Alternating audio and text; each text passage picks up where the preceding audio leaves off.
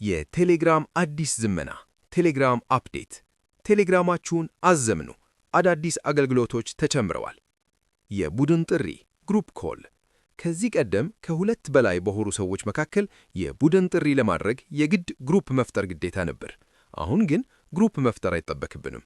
ከአንድ ሰው ጋር እያወራን ሌሎች ሰዎችን በቀጥታ በመጋበዝ አድ በማድረግ ማውራት እንችላለን። የቡድን ጥሪ እንዴት ይጀመራል? ካለ የጥሪ መስመር ላይ ማንኛውንም ሰው በቴሌግራም ይደውሉ። ከዚያም በስክሪኑ የላይኛው ቀኝ ጥግ ላይ የሚገኘውን ሰው ጨምር አድ ፐርሰን የሚለውን ምልክት ይጫኑ። በቃ አለቀ። ከጥሪዎች ክፍሉ ኮልስ ታብ የጥሪዎች ክፍሉን ይክፈቱ። ካልታያችሁ በሴቲንግስ ሪሰንት ኮልስ በኩል ማስተካከል ትችላላችሁ።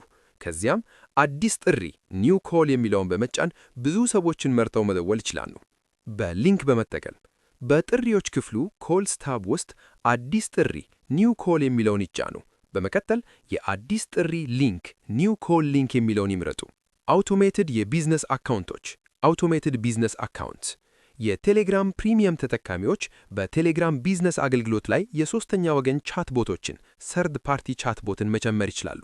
እነዚህ ቦቶች መልእክቶችን በራሳቸው መመለስ፣ ፕሮፋይልን ማስተዳደር፣ ስጦታዎችንና ስታሮችን መቆጣጠር እንዲሁም ስቶሪዎችን ማስተዳደር ይችላሉ። ከ10 በላይ አውቶሜትድ በራሳቸው የሚሰሩ ተግባራትን ማከናወን ይችላሉ።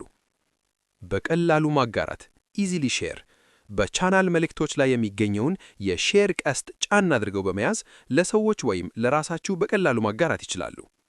የታገደ አካውንት ፍሮዝን አካውንት በስልክ አድራሻው ላይ ሴቭ ላላረጋችሁ ሰዎች በተደጋጋሚ ያልተፈለጉ መልእክቶችን ስፓም የሚልኩ ከሆነ ወይም በአካውንታችሁ የማጭበርበር ተግባር የሚፈጸም ከሆነ አካውንታችሁ ሊታገድ ፍሪዝ ሊደረግ ይችላል።